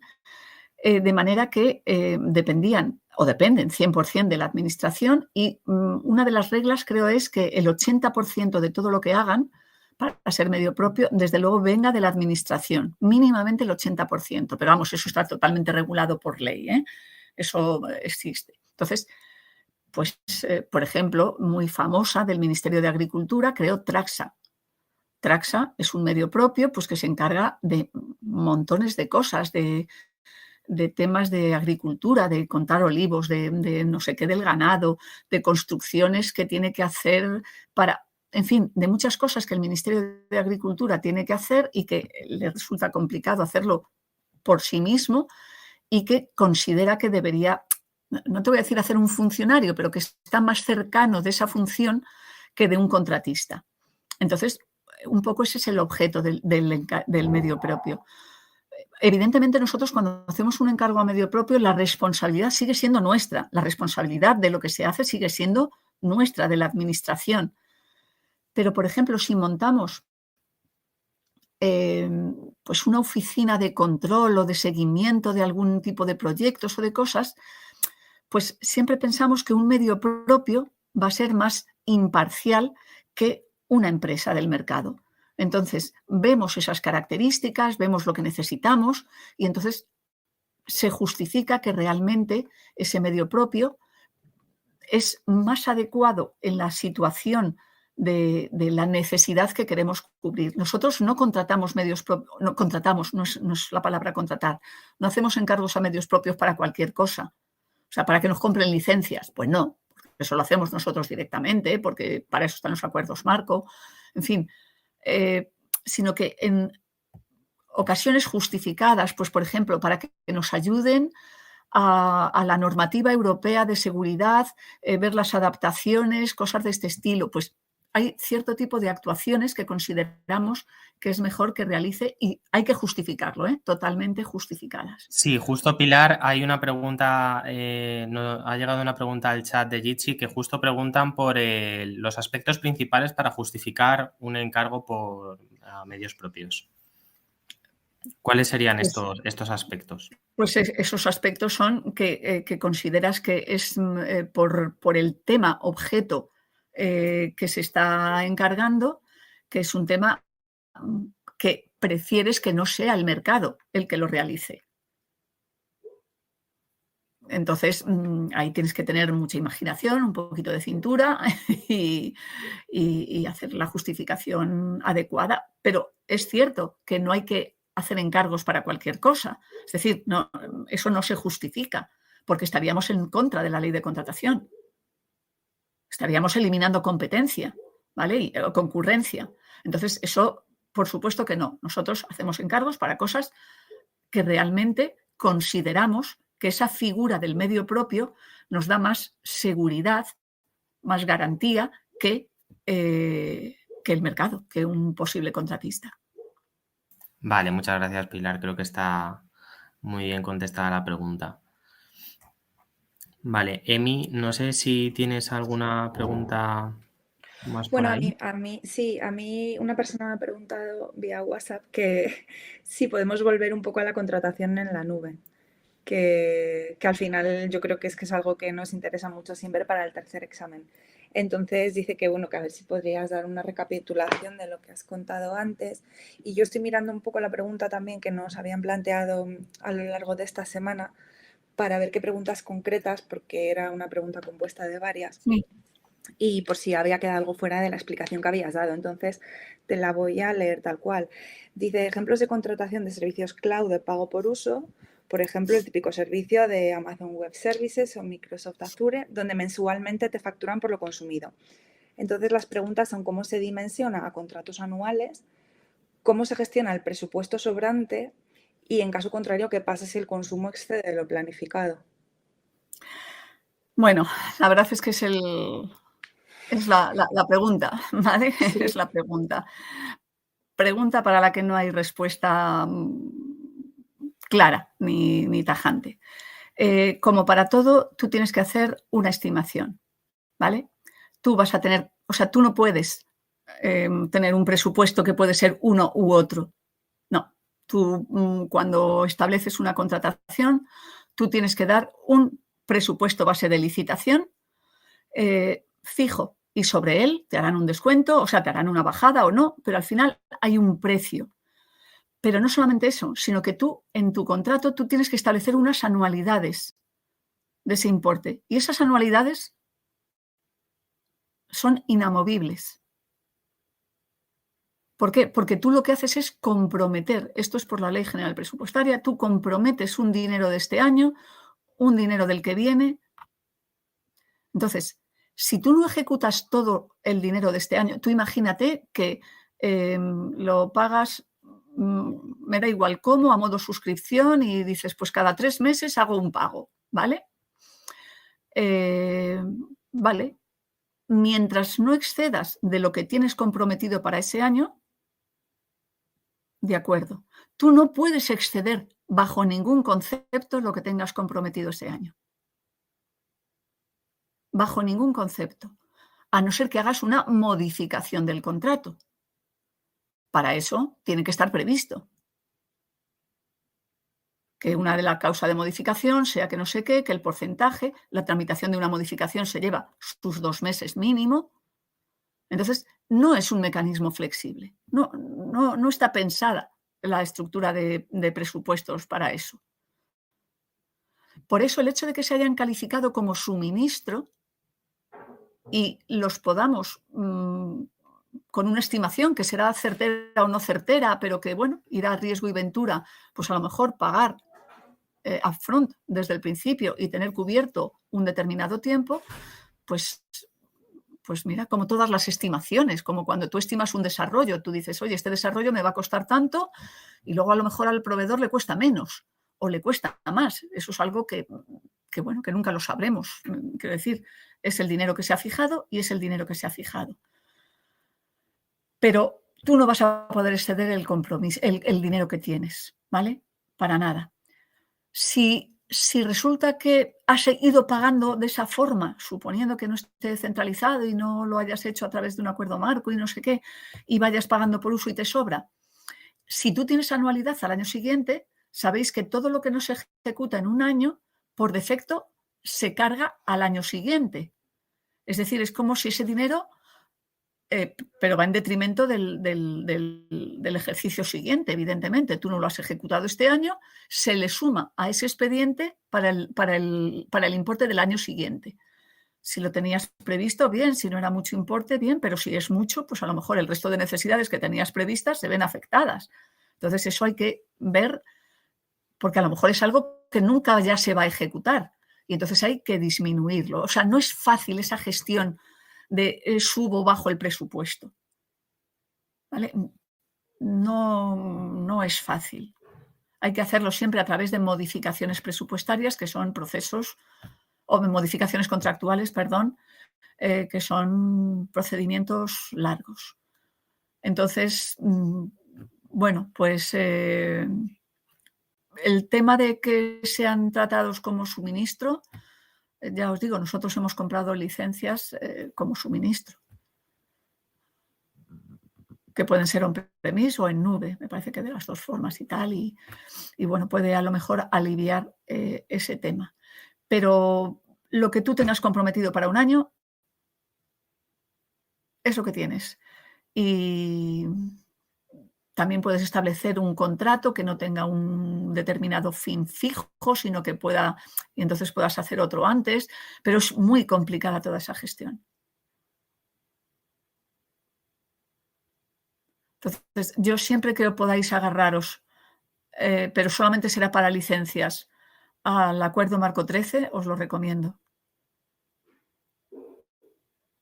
Si es para una plataforma completa, con infraestructura física y demás, pues ahí ya no tenéis más remedio que hacerlo a través de porque no está centralizado.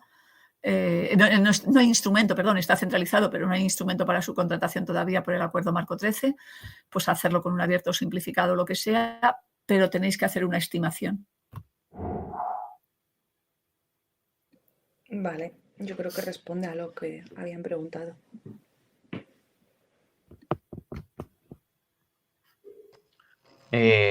David nos pregunta por el chat si se puede contratar Amazon Web Services en modo licencia. ¿Pero eso lleva plataforma física? ¿Infraestructura física? David, si quieres hablar, siéntete libre de participar, que así puede quedar más clara tu pregunta.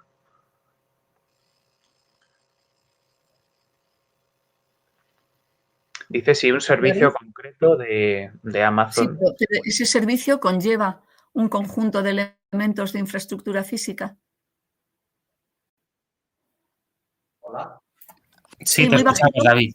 Vale. No, yo me refería, como estabais hablando de, o me ha parecido entender, contratar servicios en la nube en modo licencia, claro, yo no sé cómo se hace eso. O sea, si quieres contratar un servicio concreto de Amazon, no sé, una base de datos, una DynamoDB o lo que sea, ¿eso se vende ahora mismo en modo licencia? No me he explicado bien entonces. No se trata de que todos los servicios en la nube se contraten vía licencias, ni muchísimo menos. Lo que he dicho es que los servicios en la nube se han clasificado como suministro. Servicios, bien que sean solamente de infraestructura, bien que conlleven infraestructura y licencias, o bien que sean solamente de licencias.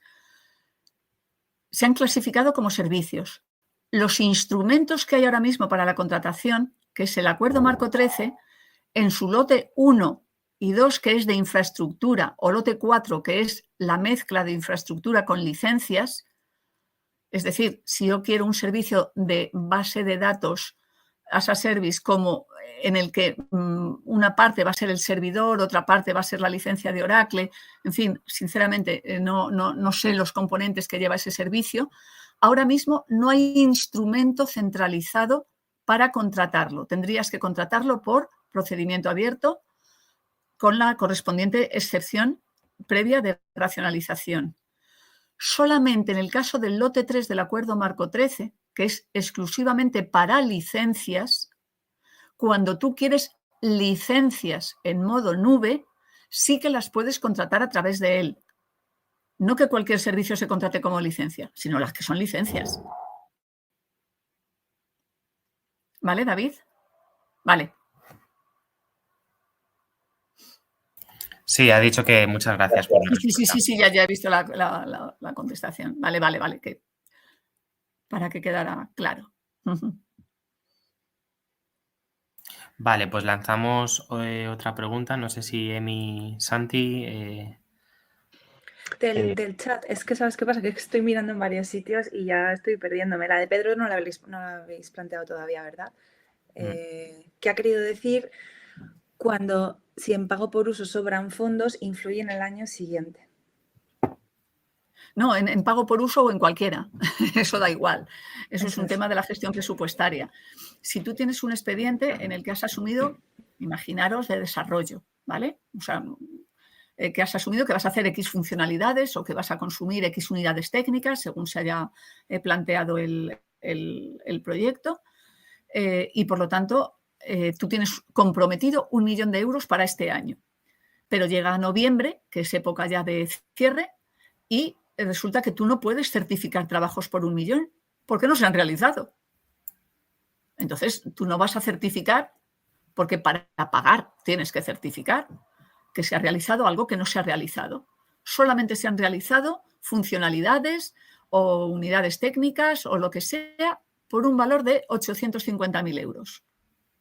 Pues lamentablemente esos 150.000 de ese año quedan sin ejecutar, lo cual va mal para la unidad porque es una inejecución, es decir, de tu presupuesto.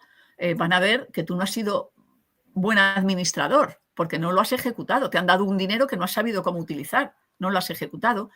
Y ese dinero, cuando se carga el presupuesto y se carga ese mismo expediente, suponiendo que el expediente continúe al año siguiente, ¿de acuerdo?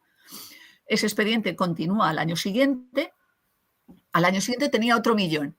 Pues en vez de 1 millón tiene 1.150.000. Pero no es que te den 150.000 más. No. Es que de tus 10 millones que tenías de presupuesto, 1.150.000 van para ese expediente.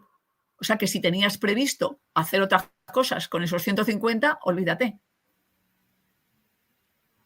Pero eso pasa con todo lo que no se ejecuta en un año, ¿vale?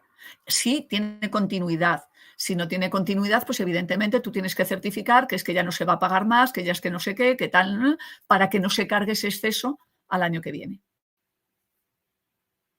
Vale, perfecto. Pues muchas gracias, Pilar. Creo que ha quedado muy claro. Hay otra pregunta de ALF. Que quién tiene la iniciativa para crear un acuerdo marco. No sé si podrías dar... Pues lo puede hacer cualquier organismo, lo puede hacer cualquier ministerio, pero vamos, la verdad es que he visto pocos. Vale. Sinceramente. O sea, racionalización, por supuesto, es uno de los instrumentos. La Generalitat hizo varios acuerdos marco, pero la Generalitat estamos hablando, pues eso, que también era una estructura centralizada. Y luego hubo uno que no sé si llegó a término del Ministerio de Trabajo, puede ser, hace tiempo. No hay demasiados, pero vamos, es un instrumento que está en la ley de contratos y si tú consideras, evidentemente, algo que ya no esté, que no esté centralizado, ¿qué tal? Pues... Vale, muchas gracias, Pilar. Y también me suena haber leído una pregunta que me ha parecido muy interesante aquí en el chat. Sí, que si los lotes, por ejemplo, de los acuerdos marco que hay, por ejemplo, cuando pasamos al sistema dinámico de contratación, esos lotes si se van a seguir manteniendo o en el acuerdo marco 26 solamente hay un lote, no hay lotes. Vale. Entonces, yo no sé si se van a hacer lotes, no lo sé, sinceramente. Vamos, de hecho, eso ya debería estar en el PECAT, si hay varios lotes. Vale, y también tenemos otra pregunta desde YouTube que dice, quizá, ¿cómo paga un ministerio a la SGAT los servicios de nube SARA o 060, por ejemplo? Bueno, pues para eso existe una cosa que se llaman convenios. Convenios o acuerdos de contraprestaciones mutuas. ¿Vale? Entonces, existe, la SGAT ofrece un servicio y el organismo que lo recibe hace una contraprestación económica por ese servicio realizado. Eso luego se hace dependiendo del tipo de organismo que sea. Si es de la AGE, se hace una transferencia de créditos. Si es un organismo de fuera de la AGE, se hace una generación de crédito, que es distinta a la transferencia, es un mecanismo distinto. Pero vamos, existe un convenio que tiene que amparar a qué estamos obligados nosotros como SGAT a darle y, a cambio, a qué está obligado el otro organismo a dar. No todos los servicios que damos tienen contraprestación económica, hay algunos que sí, porque tal, otros no porque se consideran básicos, en fin, eso ya depende del servicio y de la estrategia en cada momento. Otra pregunta, ¿cómo funciona la contratación mediante bolsas de horas de trabajo? ¿Es algo que se hace? No se contratan bolsas de horas. Nunca se contratan bolsas de horas. Este caso es algo que lo hemos visto en exámenes de otros años e incluso pues desde algunos ministerios nos han comentado este caso. No se contratan bolsas de horas, ¿vale? Tú lo que puedes contratar son objetos definidos o bien unidades técnicas de trabajo. Esas unidades de trabajo, si podrías explicar un poco este concepto. Me parece que es el 309, el artículo 309, no recuerdo, 306 o 309 el que establece el tema de las unidades técnicas para los proyectos de informática. Bueno, pues esas unidades técnicas nosotros las definimos en base a perfiles, a equipos. Una unidad técnica, ¿qué composición debe tener? Dependiendo de la tecnología para la que esté destinada, para el tipo de actividad para la que esté destinado. Pero siempre se define dentro de un determinado marco, es decir, para este conjunto de actividades en estos sistemas o en este ámbito, estamos hablando de desarrollo o estamos hablando de administración de sistemas o lo que sea, se requiere una serie de unidades técnicas porque a priori no sabemos exactamente las funcionalidades que se van a desarrollar o lo que sea, pero sí que el sistema es Geyser y no sé qué, y tenemos que tener unos equipos de trabajo y demás, y entonces unidades de trabajo. Y esas unidades de trabajo, esas unidades técnicas, pues hombre, lo ideal sería que tuvieses una definición exacta, ¿no? De que cada petición que luego haces de esto, pues tenga una definición concreta de unidades técnicas. Tienes que ver ahí la forma exacta en cómo transformas luego cada petición que haces a esas unidades técnicas que se van utilizando a lo largo del contrato. Y sobre todo tener un sistema de control de la ejecución importante. Eso es muy importante, un sistema de gestión de la ejecución muy importante, porque recordad que todo tiene que ser recepcionado por la intervención. ¿Vale? Entonces tiene que haber una trazabilidad absoluta de que lo que se ha pedido son X unidades técnicas, donde están ejecutadas, ¿no? Qué resultados han dado, se han aprobado, se han pagado, qué implicaba todo eso. Es decir, yo no puedo dedicar a poner un equipo y a trabajar ahí y a pedirle lo que sea.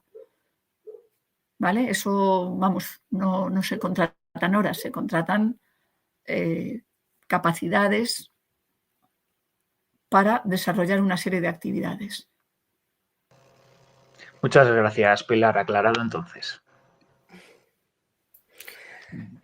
Sí, yo quiero comentar a Pilar porque como ya nos acercamos a la hora del fin y me parece que pues está guay también que se lo leamos, un comentario que ha llegado por uno de los grupos de Telegram que quiere felicitar a la ponente y dice que es un tema muy denso y que lo explica de una forma tan didáctica que por primera vez lo entiende. Así que pues...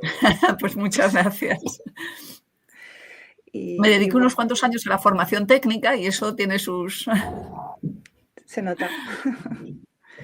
Y eso, y yo creo que la verdad es que han salido muchas ideas bastante interesantes también de cara a diferenciar un poco los casos prácticos, porque es que al final lo que pasa es que con lo limitado que es el tiempo de examen y que las preguntas de contratación muchas veces son muy similares, tendemos a poner todos lo mismo. Y yo creo que hoy sí que han salido muchas ideas que pueden dar la nota para que cada uno lo ponga en su supuesto y pueda diferenciarse un poco de los demás, que al final también hasta el tribunal lo puede agradecer cuando van a escuchar 400 exámenes iguales, pues un poco de aire fresco.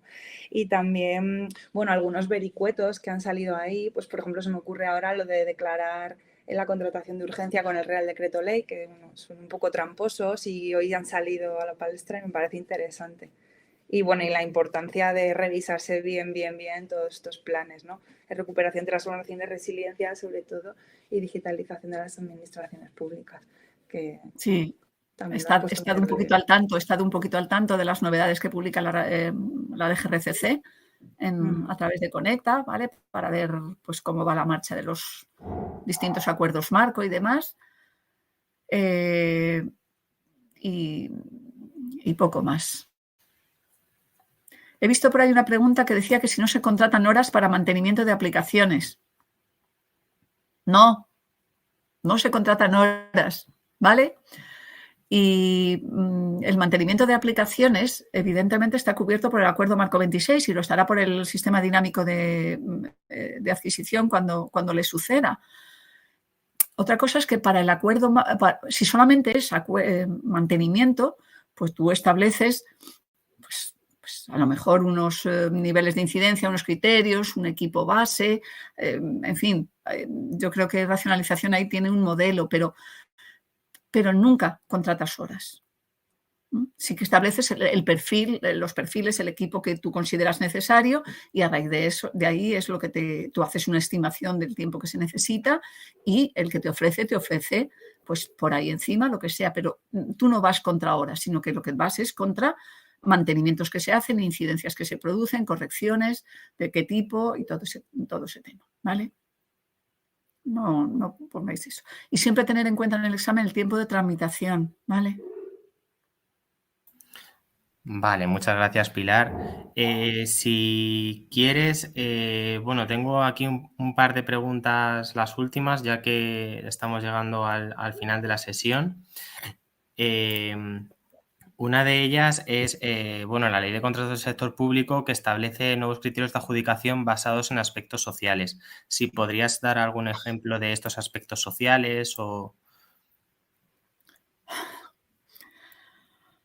Bueno, la verdad es que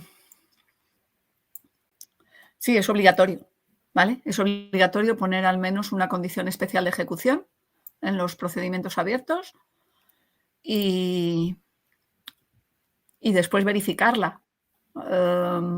Si te soy sincera, ya no sé cuál es la que estamos poniendo últimamente.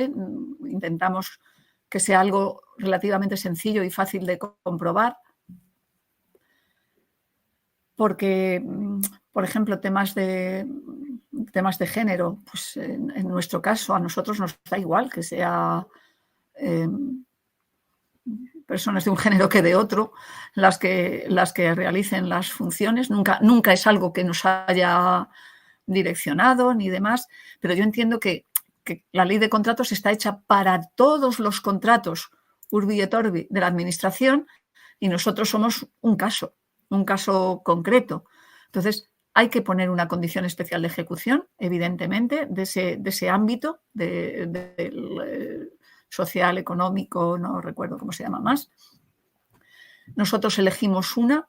Ahora mismo, de verdad, que no recuerdo cuál es la que estamos utilizando, pero eso en las publicaciones que se hagan de los procedimientos abiertos podéis ver alguna y ver esa condición especial de ejecución. Sí, algún ejemplo también se me ocurre que podría ser la huella de carbono de la empresa. Sí que... Si son de infraestructura,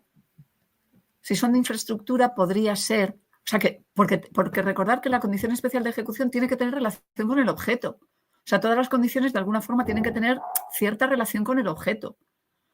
Entonces, si tú estás contratando desarrollo, que la condición especial de ejecución sea la huella de carbono de la empresa, pues igual está un poquito cogido, ¿sabes? Si son de infraestructura, lo que pasa es que como normalmente los hacemos por acuerdo marco 13, salvo raras excepciones, entonces sé que utilizamos alguna de las sociales, económicas y demás, pero ya os digo que ahora mismo no, sinceramente, no recuerdo cuál, porque como a esto le hemos dado varias vueltas y lo vamos cambiando según un poco el camino, pero ahí, de verdad, si os metéis en el perfil del contratante del Ministerio de Asuntos Económicos, ya no nuestro de la SGAD, sino de Asuntos Económicos, algún pliego abierto que esté publicado, mirad qué condición especial de ejecución están utilizando y eso, y os puede dar una idea para alguno de desarrollo. Porque me imagino que en el supuesto práctico siempre será un tema más de desarrollo, aunque conlleve infraestructura que otra cosa. Entiendo, ¿no? Vale, pues muchas gracias, Pilar. Bueno, pues ya estamos llegando al final de la sesión. Si quieres, como última pregunta, aquí preguntan cuáles serían los aspectos más importantes para de cara a los futuros exámenes. A ver, un poco lo has dicho tú ya. A ver, en fin, estaría la Ley de Contratos del Sector Público. Hemos dicho el Real Decreto de 36-2020 que ha salido y hemos hablado sobre él y sobre todo lo que has comentado del Plan de Recuperación, Transformación y Resiliencia y con su componente 11 de modernización de las administraciones públicas y el plan de digitalización de las administraciones públicas con los proyectos tractores que has comentado. No sé si quieres añadir algo más a esto. No, yo creo que esos son los elementos. Vale, esos pues son bueno, los elementos. que... La ley de contratos, ya os digo que es imposible sabérsela. O sea, eso, que nadie se frustre porque yo llevo no sé cuántos años y siempre el abogado me dice el artículo no sé qué me cago en 10. Pues, o sea que eso es absolutamente imposible.